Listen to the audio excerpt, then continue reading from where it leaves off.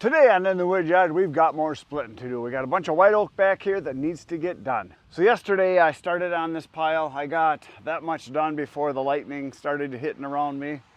Half a load maybe, something like that. And I'm splitting it down fairly small because this is wood that is going to be sold to people for smoking. So they want small stuff. 1 to 3 inches, that's about what they want. And 16 inches obviously. But this is all white oak. There's several different kinds of white oak in here that I'm splitting using the Wolf Ridge 17 RS, there it is. And we are knocking the pieces down in smaller pieces. It's going up the elevator. It's a split force SF 920 drivable elevator. In case you've never seen one, it's a thing of beauty. Going into the, it's a brand day today, going into the N&N dump trailer. They got it at Thumb Trailers, there it is. And we're gonna fill it up, and I want to get this done because today is Thursday today. Next Tuesday, the new processor, well, the updated processor, the B18 from Blockbuster. I talked to Jake and he's bringing it next Tuesday, so 4 or 5 days it'll be here. And I need to get this stuff done, mainly because I want the white oak to start drying 6 months ago. I'm out of white oak, sellable dry white oak, and I'm splitting it down and I'm putting it into the bin on the other side of the red oak. You see the red oak pile out there? The one next to it is where this is gonna go. And I want to get it into the bin, so all of this is probably gonna be a load and a half here. And then I'm gonna be taking all of the rest of these ash logs, sorting through these. I'm gonna take the little ones out into the field where you see that pile out there. That's where I'm putting the small stuff, the stuff that's kind of too small for the processor. Anything that is like this size and up, so this is probably like about a 4 incher. 4 inches and up, I'm stacking over there because it's going to be run through the processor. Anything that's smaller, little bitty ones that are in here, and this is more of the better stuff in here. I've already taken out a whole bunch of little ones out there, and I'm going to be doing that with a chainsaw and then the splitter, and that can be done anytime because that wood is dry already, very dry. But this stuff here, I want to get out of here and get this all cleaned up so that we can bring the processor in, and then I can start processing the other wood. The logs you see back there, that is spruce and fir, balsam, stuff like that. That's also got to get done. But I want to get this area all cleaned up right in here. Then we can start working on this oak, the stuff with the red lines, spray painted on there. That's the stuff that's wet. The stuff that is dry does not have spray paint on it, and that is going to be put into this pile because that, when I cut it and split it, it is ready to burn today. That stuff is cracked, dry, very dry all the way through. So I got a nice pile started here. It's all the smaller stuff basically, and then this is where I'm putting the decent ash.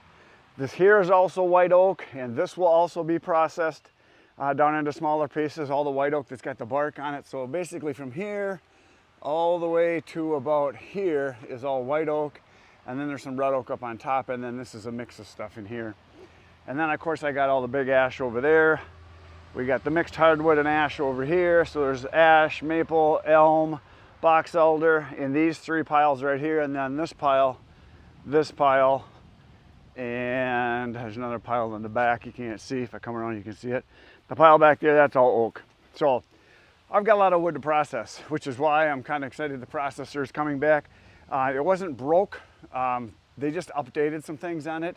I got one of the first models when it was very first came out. I think I got like the 2nd or 3rd one, and they've made some upgrades to it. They're speeding up some functions, reinforcing some things with a little heavier steel, different welds. They're putting a dampener in the ram. I mean, all kinds of stuff. They're improving the machine quite a bit. So when I get it, it's going to be the way the production models are from now on, which is what they wanted to do. They had asked me, do you want to keep it and just keep using it as it is? I said, well, no, why don't you do the updates? I've got lots of other stuff to do. It was right when I was moving that the upgrades were ready to go. And I said, you might as well take it, do the upgrades, get that done, and then I can get my wood yard kind of set up and I can start getting things organized and start working on things that I don't need the processor for necessarily. And one of the things that I really don't need the processor for, I mean, it'd be nice, is this small cooking wood, this stuff for smoking. All of this real small stuff here, I am splitting this down, like I said, very small. A lot of you call this stuff kindling or toothpicks. I don't care what you call it. I sell it for $450 a cord at that size. So people pay more for it because that's what they want. It is the stuff that the people that smoke meat, either professionally or as a hobby, passion kind of thing, they'll pay more for it because they want it. That's what they want. And if that's what they want, that's what I'm going to provide. So that's what all of this is going to be right here. And then if I get all this done, well, if I will get this done today, that is job number one today. Get this all done here, get it into the bin. So we'll be elevating it right into the trailer here. Then we'll drive the elevator over to the bin, take the trailer over, and then offloading it into the bin. Then this will be done today, hopefully. Then, well, it will be. I got the rest of the day. And then I want to work on getting all this cleaned up. And this will take, I don't know, an hour or so to sort through all this. And then I can clean the surface off here too. Because we've been getting a lot of rain lately, it finally quit. As you can see, there's some puddles over there and here. Yesterday we got, I don't know, we might have had an inch of rain. It rained starting midday and it rained all through the evening. And it's finally done, and we're supposed to have 4 or 5 beautiful days in a row now. It's about 70 degrees right now, so awesome day to work. So I am gonna start the machines up. Smallarization happens right now.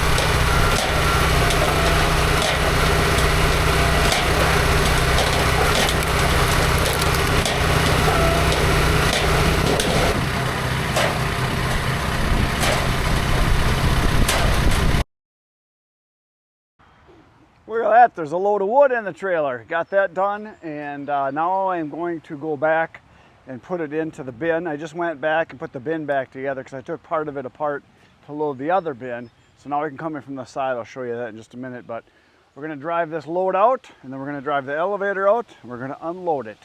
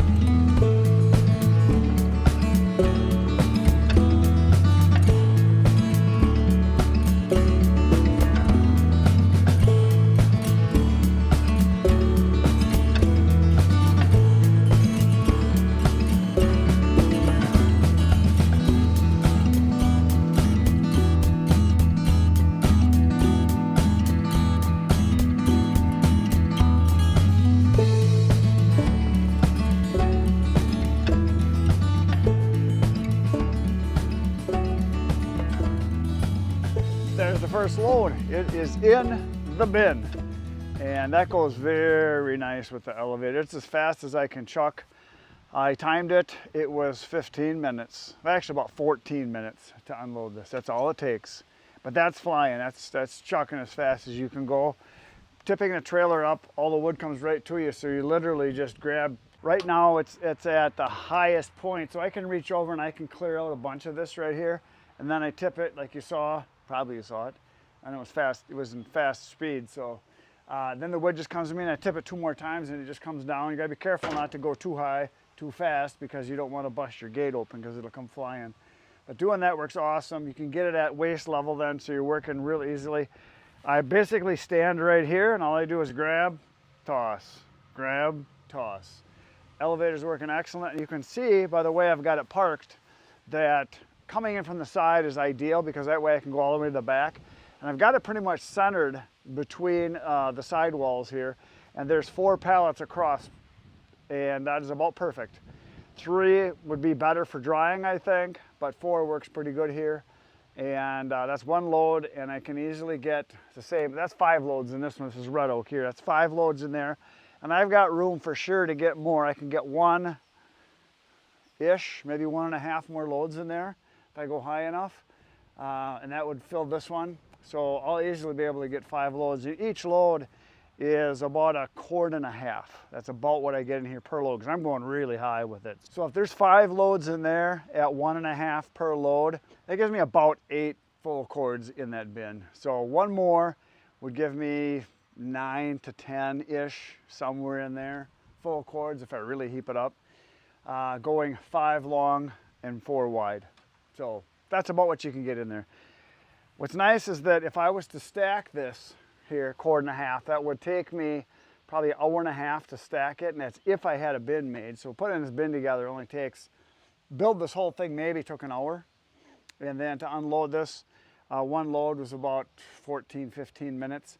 So I'm going to do that 5 more times, so I'll have a total of not even 2 hours into this whole thing once it's all the way, no, plus the building it. So about 3 hours total. And to stack 5 to 6 full cords, this is less than half as much time. And it's going to dry better. It's off the ground, it's up against the barn facing south here. It's windy all the time here, so that's awesome. And I saw something just the other day. I saw Dan from Back 40. He did a video on what's the most important thing for drying wood, sun or wind.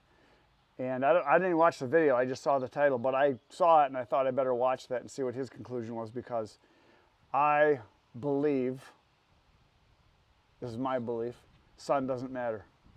You don't need sun. Sun is nice, heat is nice. Wind, the airflow is everything. The more air hitting it, the better. I think we'd have to probably do an experiment where I would take a shallow pan of water, 2 pans, and one that was protected 100% from the wind, maybe just the top open, and have the sun on it and see how fast it evaporates in a 12-hour day. And then take another pan, shallow pan, and then have a fan blowing on it with no sun on it. That would be a good way to test it to see.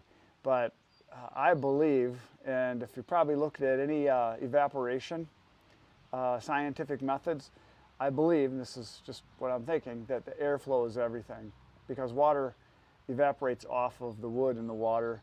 And I'm sure the sun is a contributing factor, but I know in the wintertime, when it's below 0, when I cut and split wood, because the air is dry and it's moving all the time, my firewood dries very good in the wintertime, even if it's not sunny. I'm sure the sun helps, but it dries great in the wintertime. All right, let's go do another load. It's empty, we need to fill it again.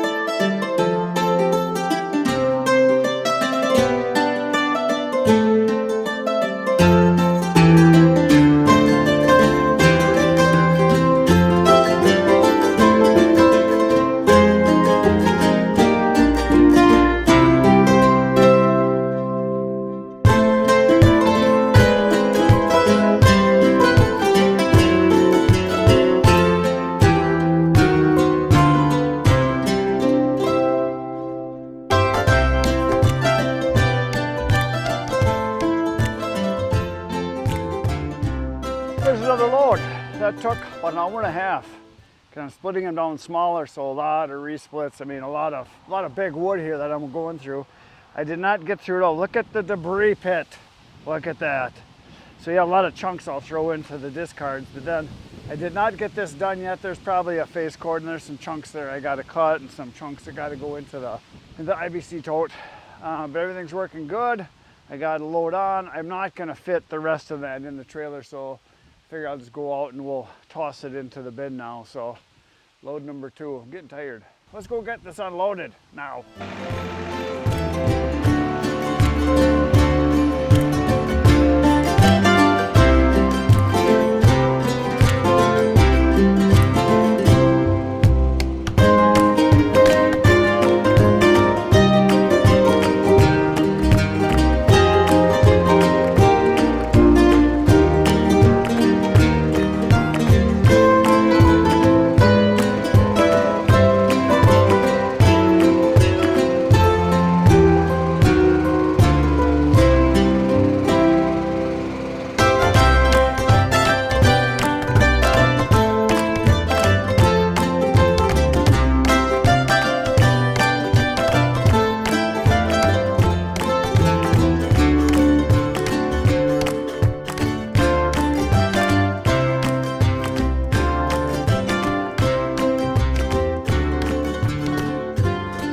Look at that. There's 2 loads of white oak in the white oak bin.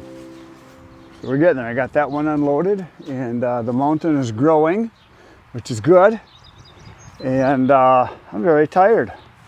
I'm quitting. I'm not going to do anymore. I thought I was going to get a bunch more done today, but my back's tired, my arms are tired, my shoulders are tired. I'm going home. You should just watch more videos. That's what I'd recommend, but what do I know? I just cut firewood. See you tomorrow morning, 5:30 a.m. Good night, Irene.